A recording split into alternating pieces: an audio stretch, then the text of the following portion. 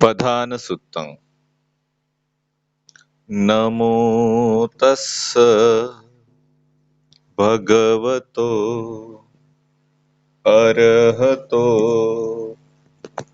सम्मा सम्बुद्धस्स। नमो तस्स भगवतो अरहतो सम्मा सम्बुद्धस्स।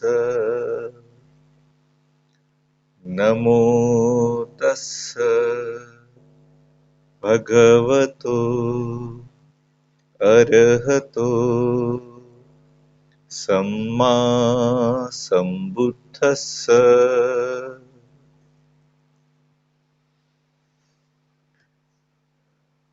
जैसे जैसे सुत्त निपात में हम आगे बढ़ रहे हैं, भगवान के जीवन काल की घटनाओं को हम और बारीकियों के साथ देख रहे हैं। बहुत ही सुंदर एक घटना।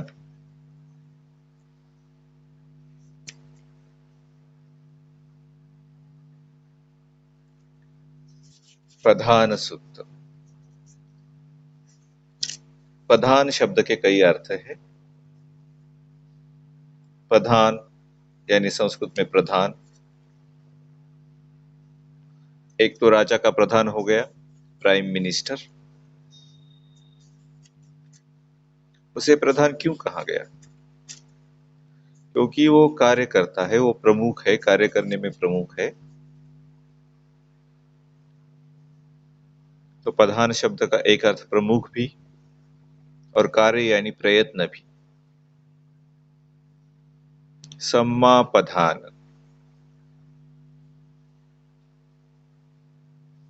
चार प्रकार के सम्यक प्रणिधान होते हैं, उन्हें भी सम्मा प्रधान कहा जाता है। राइट एफर्ट, जो आर्य अष्टांगिक मार्ग में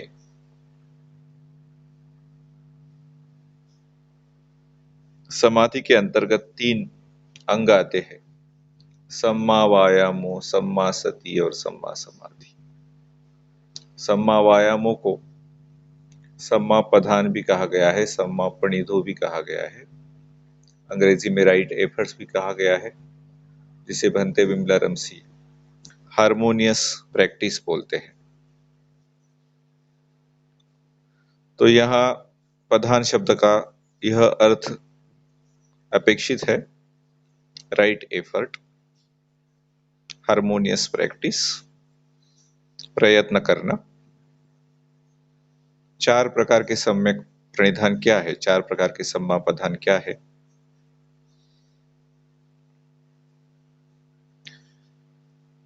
जो हमारे अंदर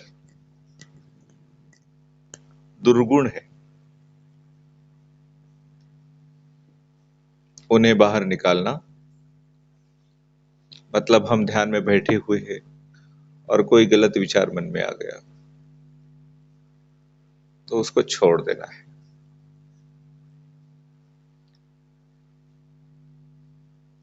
फिर जो दुर्गुण हमारे में नहीं है, उसे नहीं आने देना है। उसके लिए क्या करें? तो हमारे शरीर में जो तनाव खिंचाव है, उसे ढीला कर दे, ताकि बाहर से और कोई दुर्गुण ना आए। और फिर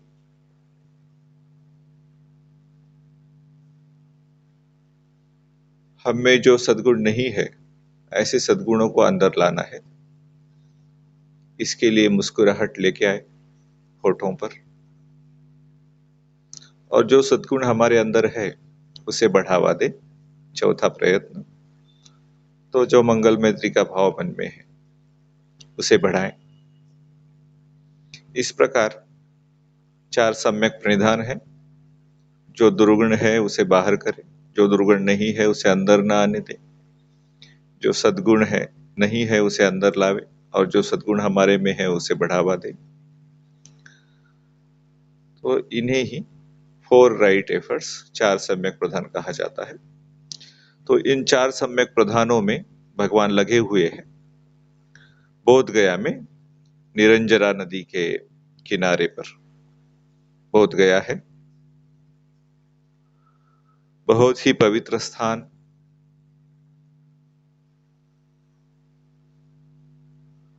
शायद दुनिया में सबसे पवित्र स्थान बोध गया। वहां जाकर बहुत ही अच्छा लगता है। पिछले 20 सालों में 2001 में हम पहली बार गए थे गुरुजी के साथ, फरवरी 2001 में। फिर 2004 में गए और 2008 से लेकर या 2007 से लेकर 2007 से लेकर 2018 तक लगभग हर साल 1 या 2 बार वहां जाना हुआ। और वहां साधना बहुत ही अच्छी होती है।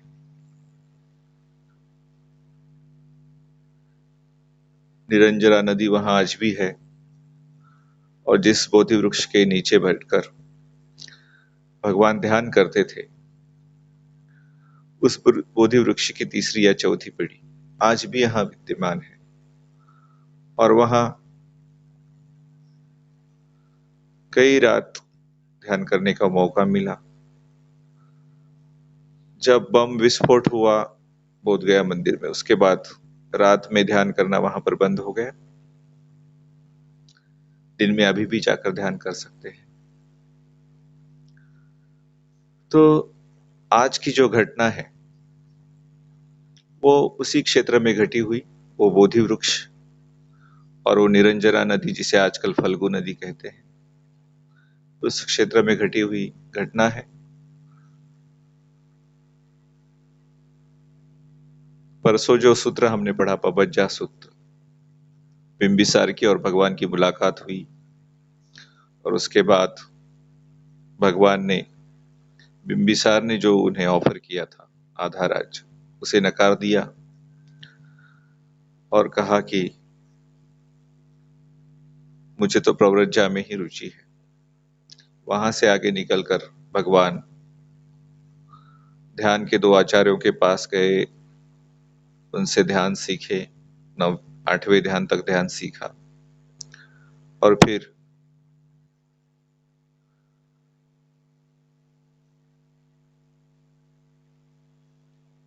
उससे संतुष्टि नहीं हुई तो 6 साल तक देह दंड का अभ्यास किया। उसमें कपिल वस्तु के 5 ब्राह्मण, कौंडन्य, वप्प, महानाम, भद्दिय और अश्वजीत, उनके साथ रहे, उनकी सेवा करते रहे, इस आशा में कि ये व्यक्ति सम्यक संबुद्ध बनेगा तो हम भी उससे ये विद्या सीख करके अरहंत बन जाएंगे। लेकिन भगवान ने देखा कि देह दंड से कुछ हो नहीं रहा है। 6 साल दह दंड की विद्या की, मौत के बहुत करीब पहुंच गए।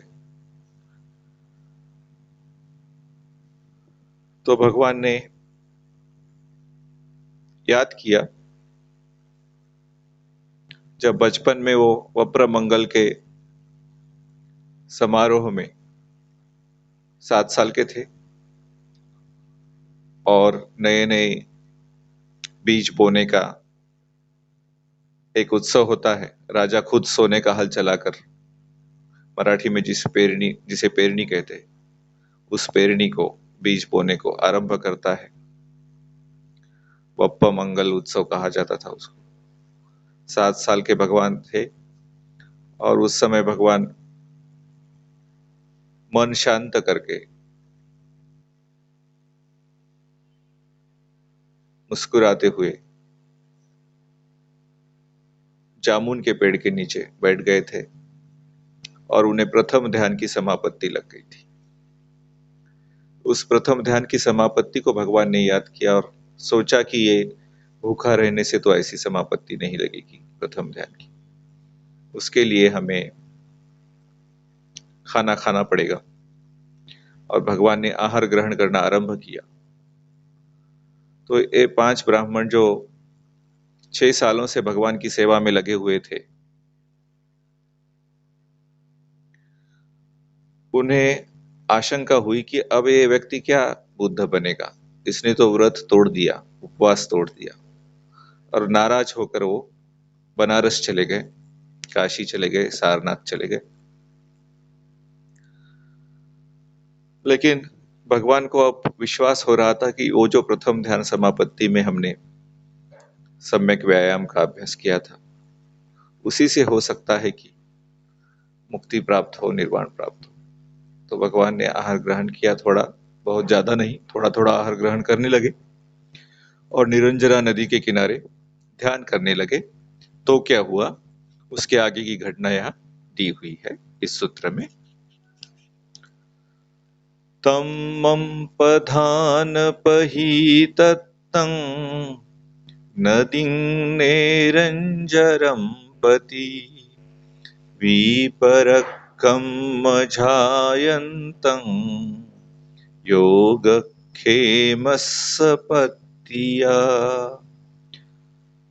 तम वह मैं, पधान पहीतत्तं प्रयत्न कर रहा था, पहीत अत्तम अपने आप को प्रहाण करने के लिए, आत्मभाव को नष्ट करने के लिए,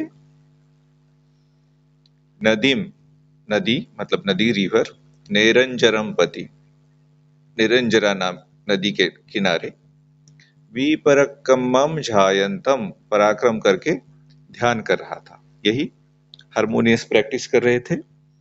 जो 4 सम्यक व्यायाम है उनकी साधना भगवान कर रहे थे। झायंतम ध्यान कर रहे थे, ध्यान लग गया था उनका, प्रथम ध्यान, द्वितीय ध्यान, तृतीय ध्यान, जो भी हो।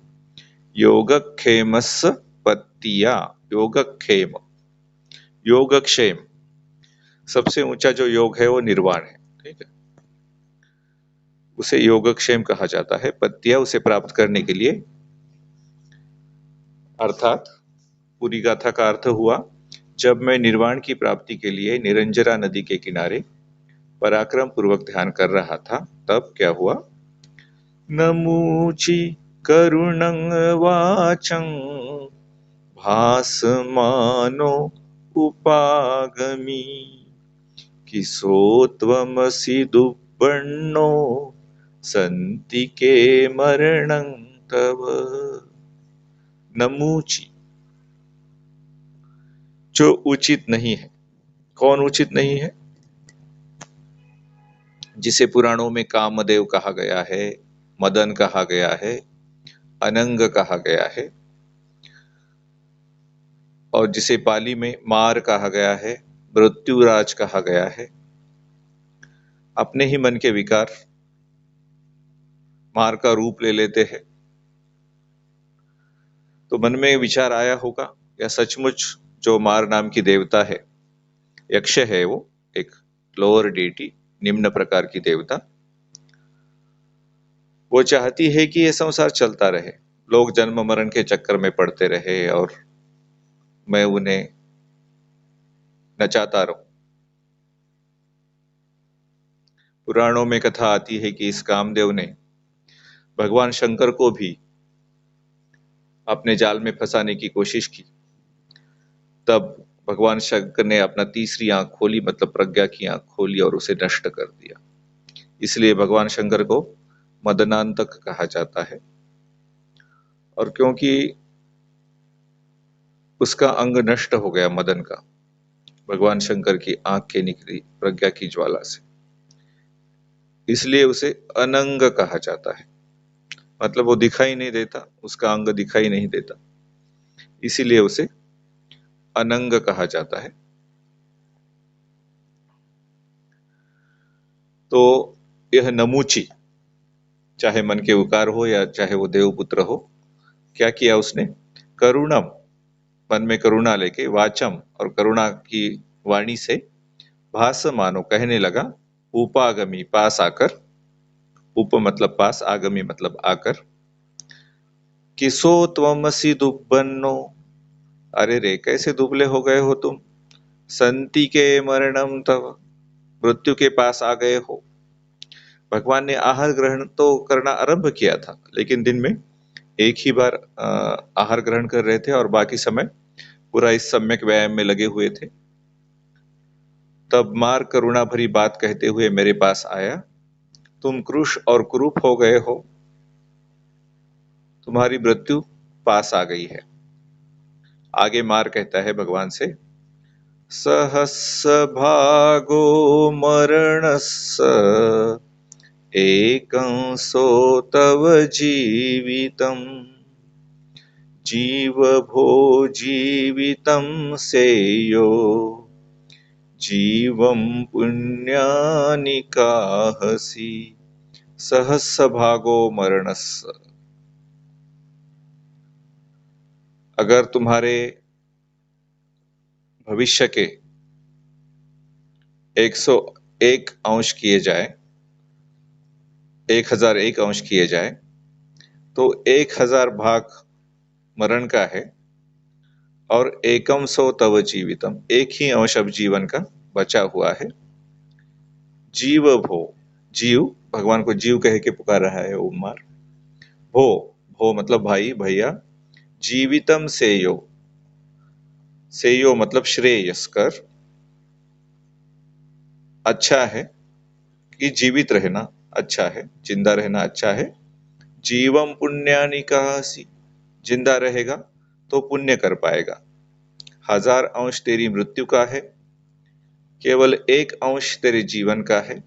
हे जीव, जीवित रहना उत्तम है, जीवित रहते हुए ही पुण्यों को कर पाओगे।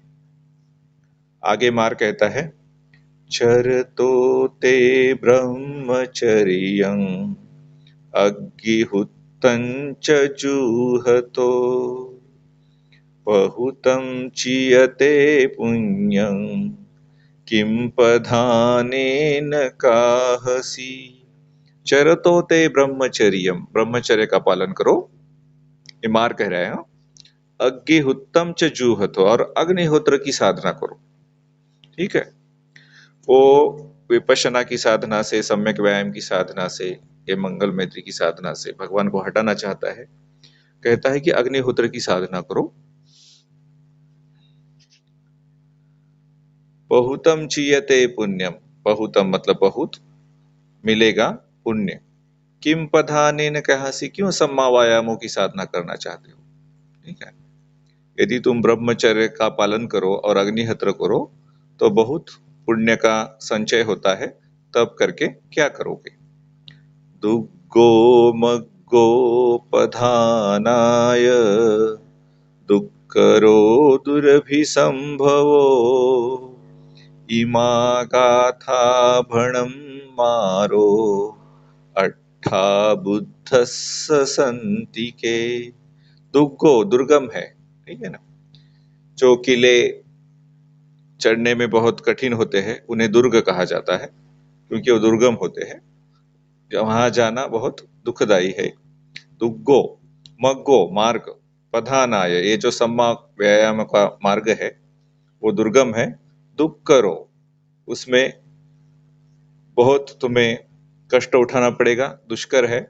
दुरभि संभव हो, और क्या पता वो निर्माण तुम्हें प्राप्त होगा ही नहीं, संभव, इसकी बहुत संभावना कम है। इमा गाथा भणम मारो, इस गाथा को कहकर मार अट्ठा बुद्धस्स संति के, बुद्ध के पास खड़ा रहा।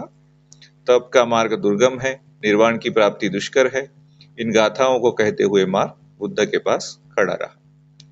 तम तथावादिनं मारं भगवा एतत् ब्रवी पमत्तबन्धु पापीम एनत्थेन इधागतो।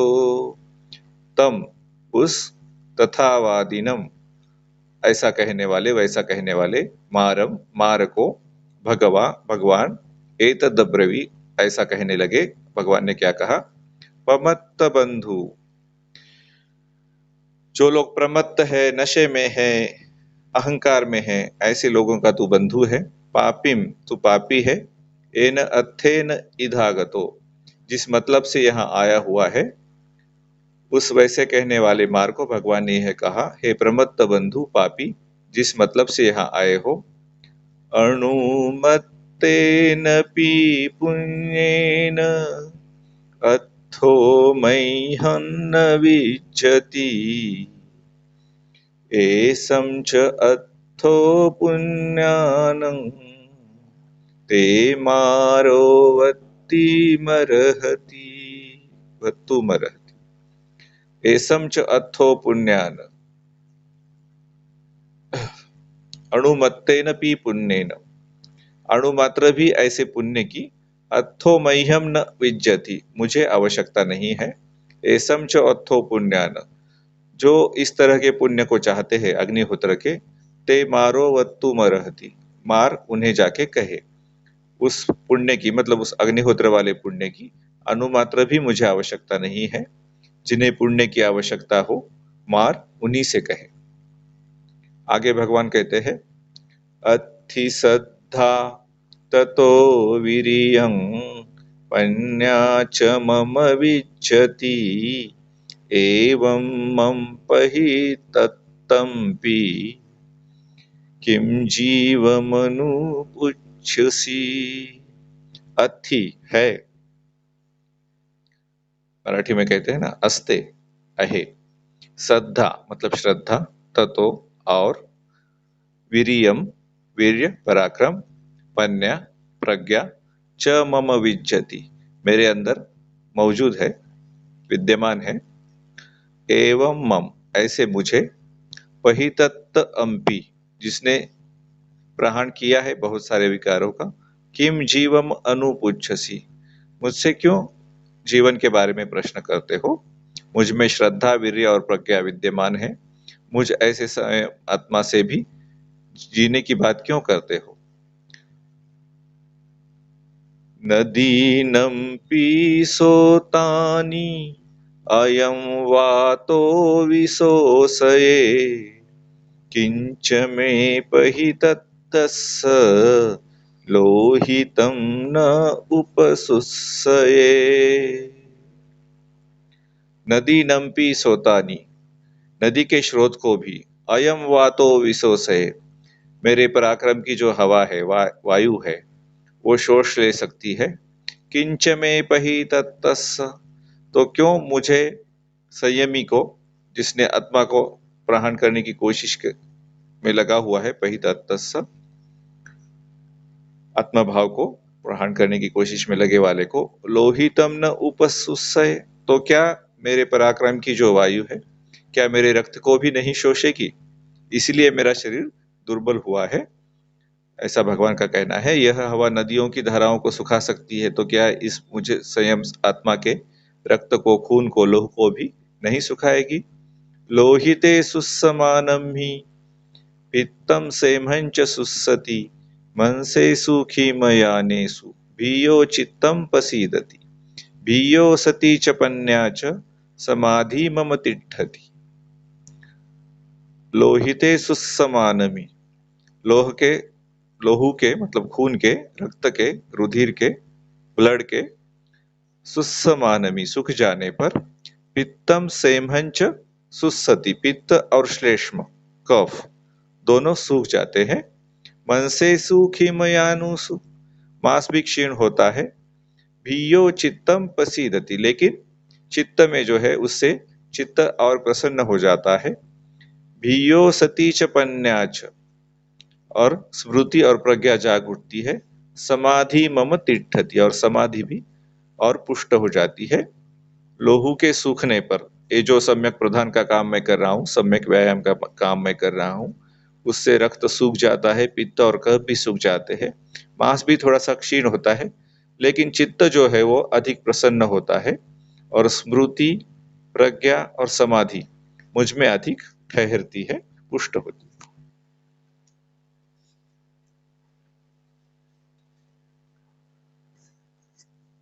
तस्मेवं विहरतो पत्तस्य उत्तमवेदनं, कामेनापेक्षते चित्तं पस्स सत्तस्य शुद्धतं, तत्सम एवं विहरतो, तो उसमें जो मोद प्राप्त होता है, उसमें जो प्रीति प्राप्त होती है, उसमें जो प्रशब्धि प्राप्त होती है। कल ही या शायद आज, कल या आज मैंने ड्रीम एशिया ग्रुप पे एक मैसेज डाला था प्लीजर के बारे में, है ना। एक सेंसुअल प्लीजर होता है और एक नॉन सेंसुअल प्लीजर होता है। तो जब हम ध्यान समापत्तियों में जाने लगते हैं, प्रथम ध्यान समापत्ति, द्वितीय ध्यान समापत्ति, तृतीय ध्यान समापत्ति, तो उसमें जो मन में मोद जागने लगता है, that is called non sensual pleasure. अतीन्द्रिय सुख है वो, इंद्रियों के परे का सुख। तो इस प्रकार प्लेजेंट फीलिंग वहां होती है। तस्स में एवं विहरतो, मैं उसमें विहार कर रहा हूं। पतस्स उत्तम वेदनम, तो ऐसी फीलिंग को मैंने प्राप्त किया है, ऐसी वेदना को प्राप्त किया है जो उत्तम वेदना है, जो इंद्रिय वेदना नहीं है। मतलब ऐसी वेदना जो चक्षु से, कान से, घ्राण से, जीभ से, त्वचा से, या रूप से, शब्द से, सुगंध से, रस से और स्पर्श से उत्पन्न नहीं हुई है, लेकिन ध्यान की वजह से उत्पन्न हुई है ऐसी वेदना। तो ऐसी वेदना आप क्या कर सकती है? कामेनोपेक्षते चित्तम, काम की उसे अभी अपेक्षा नहीं है, इंद्रिय भोगों की उसे अपेक्षा नहीं है। पस्स सत्तस्स शुद्धतम, इस जीव की शुद्धि को देख। इस प्रकार विहरने वाले उत्तम वेदना प्राप्त मेरा मन कामों की इच्छा नहीं करता। इस व्यक्ति की शुद्धि को देखो। भगवान आगे कहते हैं, कामाते पठमासेना द्वितीया अर्ति उच्चति तृतीया खुप्पिपासाते चतुर्थी तणहा पवुच्यति। ये जो मार है, मतलब हमारे मन के विकार हो, या कोई देवपुत्र मार हो, कामदेव हो, अनंग हो, नमूची हो, जो भी उसे कहा जाए, उसकी कई सेनाएं हैं, मतलब उसके पास कई शस्त्र है हमें रोकने के लिए। कामाते पठमा सेना, ठीक है। तो प्रथम उसे सेना जो उसकी है, फोरमोस्ट, सबसे आगे वाली, वो है काम, मतलब इंद्रिय के विषयों के उपभोग की इच्छा, ये उसकी पहली सेना है। कामाते पठमा सेना। द्वितीया अरति उच्चति, और दूसरी सेना है अरति, मतलब किसी चीज में मन नहीं लगना, ठीक है। पुराणों में जब कामदेव की बात आती है तो उसकी पत्नी बताई गई है रति। पाली साहित्य में रति उसकी बेटी बताई गई है, काम को ही रति कहा जाता है, और उसकी दूसरी बेटी अरति कहा गया है अट्ठ कथाओं में। तो पहली सेना काम मार की है काम, और दूसरी है अरति। ततिया खूब पिपासा से, तो अगर काम पर भी हमने काबू कर लिया और अरति पर भी काबू कर लिया, जो रेस्टलेसनेस है उसके ऊपर भी काबू कर लिया, तो भूख और प्यास, ठीक है, ये इसकी तीसरी सेना है। चतुर्थी तणहा पउच्यति, और उसकी चौथी सेना है तृष्णा, जो हमारे सिर में और दिमाग में तनाव खिंचाव पैदा हो जाता है, तृष्णा उस रूप में प्रकट होती है, ठीक है। वेदना पच्चया तन्हा, फीलिंग के प्रति, वेदना के प्रति चाहने की भावना या न चाहने की भावना, उसे तणहा कहा जाता है। ये उसकी चौथी सेना है। हे मार, काम तेरी पहली सेना है, अरति दूसरी सेना कहलाती है, भूख प्यास तेरी तीसरी सेना है, और तृष्णा चौथी सेना कहलाती है। आगे भगवान कहते हैं, पंचमं थिनमिद्धन्ते छठ्ठाभिरूप उच्चति सप्तमी विचिकित्साते मक्खोथंभो ते अट्ठमो। पंचमम पांचवी, थिनमिद्धम मतलब ऊंघई सी आना, नींद सी आना और आलस, ते वो, छठा छठी, भीरु भय, पउच्यति और छठी सेना तेरी भय है। सप्तमी विचिकित्साते, तेरी सातवीं सेना शंकाएं है, शंका कुशंका है, तरह तरह की शंका कुशंकाएं। मार्ग के बारे में होती है, परंपराओं के बारे में होती है, गुरु के बारे में होती है, अपने आप के बारे में होती है। हम इस साधना के लायक है या नहीं, हमारा गुरु सही सिखा रहा है या नहीं, ये जिस मार्ग पर हम चल रहे हैं वो सही है या नहीं, ये विपश्यना हम ठीक से कर रहे हैं कि नहीं, मंगल मैत्री ठीक से कर रहे हैं कि नहीं, ये रिलैक्स स्टेप, ये रिलीज स्टेप ठीक से कर रहे हैं कि नहीं। तरह तरह की शंकाएं कुशंकाएं मन में आती है। ये भी मार्ग की एक 7वीं सेना है। मक्खो मतलब ईर्ष्या, थंभो जड़ता, कुछ करना नहीं चाहता मैं, ठीक है, और कोई अगर आगे बढ़ता है तो उससे ईर्ष्या करता है। ये मार्ग की 8वीं सेना है। तेरी 5वीं सेना आलस और नींद है। छठी डरपोकपन है, कहलाती है। तेरी 7वीं सेना शंकाएं हैं, और ईर्ष्या तथा जड़ता तेरी 8वीं सेना है। लाभो सिलोको सत्कारो मिच्छालब्धो चयो यशो यो चत्तानं समुक्कंसे परे च अवजानति। लाभो सिलोको सत्कारो, लाभ प्रशंसा और सत्कार। मिच्छालब्धो चयो यशो, मिथ्या लाभ हो गया जिसे यश का, ठीक है, अनुचित तरीके से हो गया या गलत तरीके से जिसे यश प्राप्त हो गया। योच अत्तानन समुक्कन से, जो अपनी आप की प्रशंसा करता है। परेच अवजानाथी, और दूसरों की निंदा करता है। लाभ प्रशंसा सत्कार, अनुचित ढंग से प्राप्त जो यश है, जो अपनी स्वयं की प्रशंसा और दूसरे की निंदा करता है।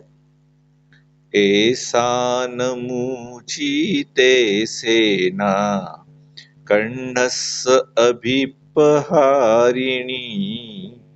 न तम असुरो जीनाति जेत्वा च लभते सुखम। ऐसा ऐसी, नमुची है मार, नमूची मतलब जो उचित नहीं है, मार का एक नाम है, कामदेव का एक नाम है, मृत्युराज का एक नाम है नमूची। ते सेना तेरी सेना, कर्णस अभिपहारिणी, अरे काले, कर्णस कहा गया है, उसे काला कहा गया मार को। अभिपहारिणी प्रहार करने वाली है। न तम असुरो जीनाथी, तुझे असुर लोग जी नहीं सकते। असुर हम दानवों को, राक्षसों को कहते हैं। पाली में असुर शब्द कैसे बना है, तो शूर कहते हैं जो पराक्रमी है, जीतने वाला है, उसे शूर कहते हैं। और अशूर संस्कृत में होता है, उसका पाली में असुर होता है, जो जीत नहीं सकता। न तम असुरो जीनाति, जो धर्म के मार्ग पर नहीं चलने वाला है, ऐसा असुर तुझे जीत नहीं सकता। जेत्वा च लभते सुखम, जो जीत जाता है तुझे, तेरी सेना को, उसे सुख मिलता है। हे मार, यह तेरी सेना श्रमणों पर और ब्राह्मणों पर प्रहार करने वाली है। इसे असुर जीत नहीं सकता, और जो उसे जीत लेता है वह सुख पाता है।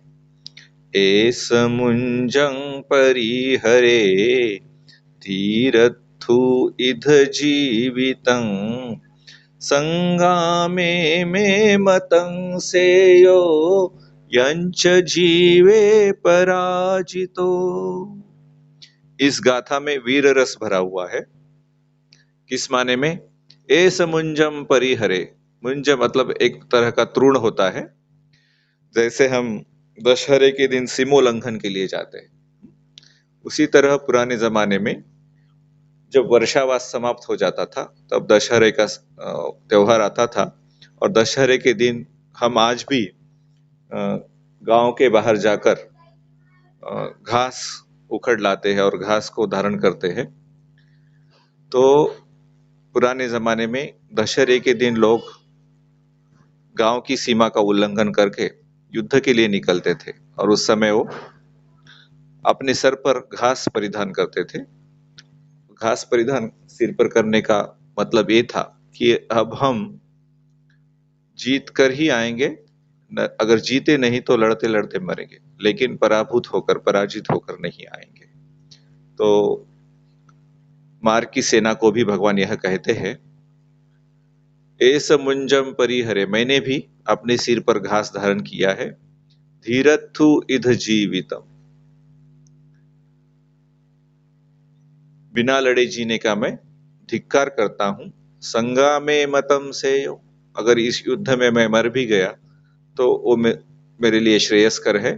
यंचे जीवे पराजित, तो पराजित होकर जीने से इस संग्राम में मरना अच्छा है। मैं इस मुंज को धारण करता हूँ, यहाँ जीना धिक्कार है। पराजित होकर जीने की अपेक्षा संग्राम में मुझे मर जाना उचित है। इसका मतलब ये है, मैं इंद्रिय भोग में अब वापस नहीं जाऊंगा, चाहे बिना निर्वाण के मुझे मृत्यु क्यों ना आए, लेकिन अब मैं वापस इंद्रिय भोग की ओर नहीं जाऊंगा। आगे भगवान कहते हैं, पगाड़ा एथन दिस्सन्ति एके समना ब्राह्मणा तम च मग्घं न जानन्ति येन गच्छन्ति सुपदा।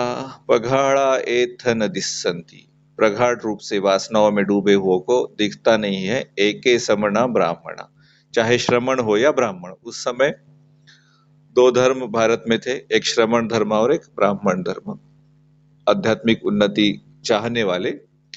लेकिन जो काम वासनाओं में प्रगाढ़ रूप से, गहरे रूप से डूबे हुए हैं, उनको ये मार्ग नहीं दिखता। तंच मग्गम न जानन्ति, वे इस मार्ग को नहीं जानते। येन गच्छन्ति सुब्बता, जो अच्छी तरह का व्रत लिए हुए है, ये जो 4 सम्यक प्रणिधान है, दुर्गुणों को बाहर करना, नए दुर्गुणों को आने नहीं देना, सद्गुणों को अंदर आने देना और अंदर आए हुए सद्गुणों को बढ़ाना, इस मार्ग को ये श्रमण और ब्राह्मण नहीं जानते हैं, जो वासनाओं में डूबे हुए हैं। वासनाओं में डूबे हुए कुछ श्रमण ब्राह्मण यहाँ सत्य को नहीं देखते, वे उस मार्ग को नहीं जानते जिस पर सुव्रति चलते हैं। समन्ताधजीनिं दिस्वा युत्तं वारं सवाहनं युद्धाय पच्च उग्गच्छामि मामं ठाना अचावै। समन्ताधजिनिं दिस्वा, अरे सच धज कर आई हुई दिख रही है। युत्तम मारम सवाहनम, तेरी सेना जो वाहनों से युक्त है। युद्धाय पच्चु गच्छामि, उससे युद्ध करने के लिए मैं तैयार हूं। मामम ठाना अचावई, ओ मुझे अब अपने स्थान से हटा नहीं सकती। क्योंकि जैसे ही कोई विकार मन में जागता है, तुरंत मैं उसे विनेय लोके अभिज्ञा दो मनस्सम, अभिजा और दो मनस से अपने मन को हटाता हूँ। अभिजा और दो मनस वही तो तेरी सेना है, उससे विनेय हो जाता हूँ। और पसम भयं काय संखार, पसम भयम चित्त संखारम, अपने काय संस्कारों को और चित्त संस्कारों को शांत कर लेता हूँ। यही तो युद्ध है मार के साथ। जैसे ही मार रूपी कोई विकार मन में जागता है, तुरंत उसे रिलीज कर देना है, रिलैक्स कर देना है, रीस्माइल करना है। यही तो मार के साथ युद्ध है, और यह युद्ध मैं करता रहूंगा। इसलिए मेरे स्थान से तू मुझे अब हटा नहीं सकता। चारों ओर से वाहन सहित सुसज्जित मार की सेना को देखकर मैं युद्ध के लिए निकलता हूं, जिससे कि मार मुझे अपने स्थान से च्युत न कर सके। यंत एतम न अपसहति सेनम लोको सदेवको तन्ते पय्याय गच्छामि आमं पत्तं व अस्मना। यंत एतम न अपसहति, सहन नहीं कर सकते तेरी सेना को। सेनम लोको सदेव को, देव के साथ जो ये सारा ब्रह्मांड है, लोको सदेव को, देव और मनुष्य लोग दोनों तेरी सेना को सहन नहीं कर सकते। तम ते पन्याय गच्छामि, उसे मैं प्रज्ञा से नष्ट कर दूंगा। आमम, जो कच्चा कीचड़ होता है उससे जो बर्तन बनता है, आमम पत्तम, कच्चे कीचड़ से बना हुआ पात्र, वह अस्मना, जैसे कच्चे कीचड़ के बने हुए पात्र को अश्म मतलब कोई खड़क, कोई पत्थर तोड़ जाता है, उसी तरह मैं प्रज्ञा से तेरी सेना को तोड़ दूंगा। देव मनुष्य सहित सारा संसार तेरी जिस सेना को जीत नहीं पाता, उसे मैं प्रज्ञा से उसी प्रकार नष्ट कर दूंगा जिस प्रकार की पत्थर से कच्चे बर्तन को।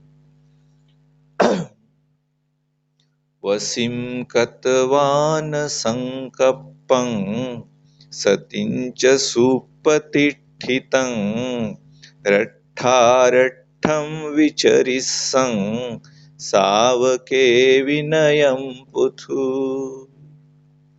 वसिम कतवान संकप्प, अपने संकल्प को अपने वश में करके, सतिम च सुपतिष्ठितम, होश को अपने अंदर अच्छी तरह से धारण करके, रट्ठारट्ठम विचरिस्सम, राष्ट्र राष्ट्र में जाऊंगा। ठीक है, आज तो भारत एक राष्ट्र है, भगवान के समय 16 राष्ट्र में बटा हुआ था, तो भगवान कहते राष्ट्र राष्ट्र में मैं जाऊंगा। सावके विनयम पुथम, और सावकों को, सुनने वालों को सिखाऊंगा, अलग अलग मतलब बहुत सारे श्रावकों को मैं इस धर्म को सुनाऊंगा। संकल्प को अपने वश में करके, स्मृति को सुप्रतिष्ठित कर, बहुत से श्रावकों को शिक्षित करते एक राष्ट्र से दूसरे राष्ट्र में विचरण करूंगा। ते अपमत्तापहितत्ता शासन कार्य का अकामस्सते गमिष्यन्ति एथ गतवान सोचरे। ते अपमत्ता, वो जो लोग होंगे, जो मेरे श्रावक होंगे, जो मेरे शिष्य होंगे, वो अप्रमत्त होंगे। पहित अत्ता, आत्मभाव का उन्होंने प्रहन कर लिया होगा। मम शासन कारका, मेरे शासन को बढ़ाएंगे, मेरी शिक्षा को पढ़ाएंगे। अकामस्सते गमिष्यन्ति, अकाम, जहां काम उत्पन्न ही नहीं होता, ऐसी अवस्था को वो पहुंच जाएंगे, उस जगह वो जाएंगे। गमिष्यन्ति एत्थ गत्वा न सोचरे, जहां जाने के बाद सोचरे, शोक नहीं होता और वहां तू जा नहीं सकता। वे मेरी आज्ञा का पालन करने वाले अप्रमादी और संयमी शिष्य निर्वाण को प्राप्त कर लेंगे, जहां की जाकर शोक नहीं करेंगे। ऐसा भगवान ने मार से, कामदेव से, अनंग से, नमूची से कहा, अपने ही विकारों को कहा। तो फिर मार कहने लगा, सत्तवस्सानि भगवन्तं अनुबन्धिं पदापदं ओतारं नाधिगच्छिस्सं संबुद्धस्स सती मतो। सत्तवस्सानि भगवंतम, 7 वर्ष इस भगवान के, अनुबंधिम पदापदम, हर पल पल मैं उसके पीछे, अनुबंधी मतलब जैसे उसके साथ बांध लिया हो पीछे में, ऐसे पदापदम, हर पाउल पाउल, एवरी फुट फुट स्टेप मैं पीछे लगा रहा। ओतारम नाधिगच्छि सम, लेकिन भगवान का उतार मैंने नहीं देखा। ऐसी कोई क्षण नहीं आया कि जब भगवान इस मार्ग से फिसल सके। संबुद्ध सती मतो, स्मृतिमान संबुद्ध ने फिसल सके इस मार्ग से, ऐसा कोई अवसर आ नहीं पाया। 7 वर्ष तक मैं भगवान के पीछे पीछे लगा रहा, किंतु स्मृतिमान संबुद्ध के लिए कोई भी अवसर नहीं पाया। मतलब अगर कोई सम्यक संबुद्ध भी बन जाता है तो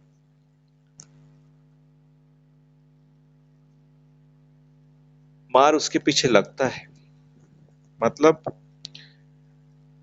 जो विचार है, दुष्ट विचार है ना, वो हो सकता है कि मन में जाग जाए और तुरंत नष्ट हो जाए, क्योंकि हम उसे भूमि नहीं देते पनपने की। ठीक है, जब किसी व्यक्ति को निर्वाण का साक्षात्कार हो जाता है तो ऐसा नहीं होता कि बुरे विचार उसे स्पर्श नहीं करते, स्पर्श करते हैं, लेकिन वो तुरंत, जैसे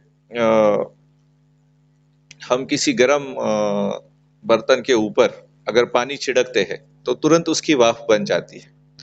तो बड़ा मजा आता है उसे देखने में कि कोई विकार आया और तुरंत वाफ बनकर चला गया वापिस। ऐसे होता है। तो 7 वर्ष तक भगवान को मारने तंग किया, कोशिश की कि बुरे विचार इसके मन में पनपे, लेकिन जैसे ही वो स्पर्श करते थे वैसे ही वो बाप बनकर चले जाते थे। जैसे मैंने अभी गरम बर्तन और पानी के बिंदुओं की उपमा दी, वैसी ही एक उपमा मारने आगे की गाथा में कही है। मेदवर्णव पाषाणं वायसो अनुपरीयगा अपेत्थ मृदु विन्देम अपि अस्सादनासिया। मेदवर्णम व पाषाणम। मेद जो हमारे शरीर में चर्बी होती है, उसका रंग थोड़ा सा लाल सफेद होता है। ऐसे लाल सफेद कोई पाषाण है, ठीक है, कोई पत्थर है। वायसो अनुपरीयगा, कोई कौवा उस पर झपट जाता है। अपेत्थ मृदु विंदेम, ऐसा सोचकर कि कोई कोमल चीज खाने को मिलेगी। अपि अस्सादनासिया, और कोई बहुत ही स्वादिष्ट चीज होगी, क्योंकि वो चर्बी के रंग का है, पाषाण है ना। राजस्थानी पत्थर होते हैं ना, लाल होते हैं, लाल सफेद रंग के, उसे वो थोड़े चर्बी के रंग के होते हैं। तो अगर कोई मांस के आकार का पत्थर का टुकड़ा है, उसे मांस समझकर कोई कौवा उस पर झपट जाता है। लाल पत्थर को चर्बी का टुकड़ा समझकर कौवा उस पर झपटा कि कुछ कोमल स्वादिष्ट चीज मिलेगी। अलथा तत्थ अस्सादं वायसेत्थो अपक्कमी काको वसेलमासच्च निब्बिचापेम गौतमं। अलद्धा तत्थ आसादम, और उस पत्थर के ऊपर उसकी चोंच टकरा गई कौवे की, तो उसमें कोई स्वाद नहीं मिला। वाय से तो अपक कमी, और उसे स्वाद न पाकर कौवा चला गया। काको वसेल मासच, तो वो कौवा जैसे पत्थर को छोड़कर चला गया।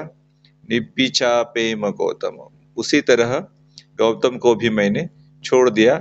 गौतम में जो मेरी रुचि थी कि मैं उसे जीत पाऊंगा, मैं जीत नहीं पाया, तो मुझे उसमें निर्वेद प्राप्त हो गया, मतलब मैं निराश हो गया और मुझे उसमें वैराग्य प्राप्त हो गया। अब उसके प्रति मेरी रुचि नहीं रही। तस्स शोक परे तस्स वीणा कच्छा अभस्सथ ततोऽसो दुम्मनो यक्षो तथैवन्तर्धायथाति।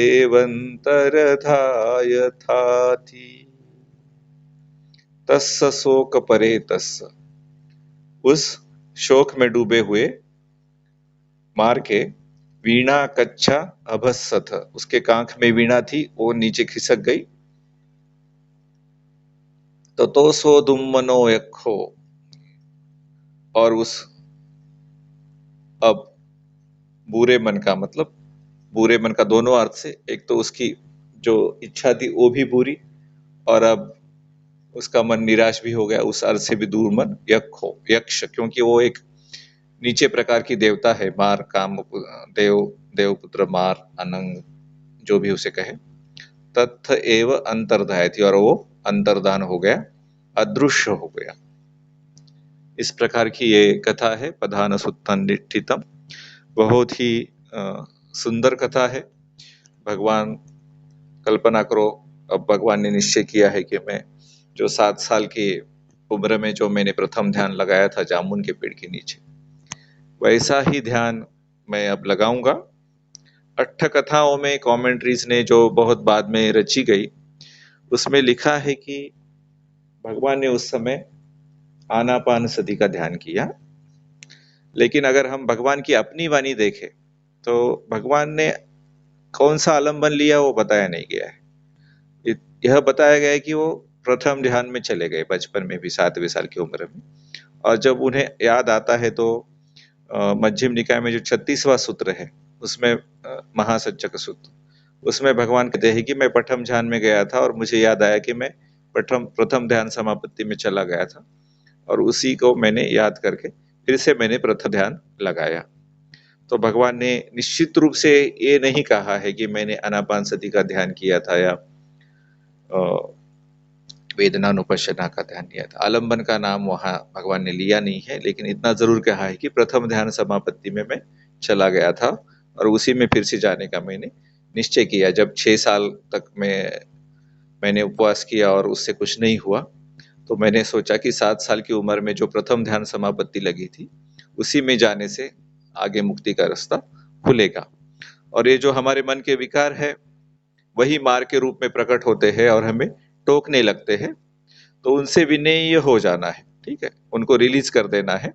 और फिर पसम भयम काय संखारम पसम भयम चित्त संखारम, उन्हें रिलैक्स कर देना है। और फिर अगला सम्यक व्यायाम, जो सद्गुण हमारे अंदर नहीं है, उन सद्गुणों को वापस लाना है मुस्कुराते हुए, और उन सद्गुणों को आगे बढ़ाना है, अपना ध्यान आगे जारी रखें। इस प्रकार ये 4 प्रकार के सम्यक प्रधान, 4 प्रकार के सम्यक व्यायाम करते ही रहे। और जैसे भगवान ने उस वैशाख पूर्णिमा की रात को मार को पराजित कर दिया, उसी तरह हम भी निर्वाण को प्राप्त करें। और ये बड़ा ही सुंदर खेल, मनोरंजक खेल होता है कि कोई विकार मन की तरफ आकर स्पर्श करता है और आते ही वो आफ बनकर चला जाता है। उस खेल को हम भी देख पाए। भवतु सब मंगलम, भवतु सब मंगलम, भवतु सब मंगलम। साधु साधु साधु।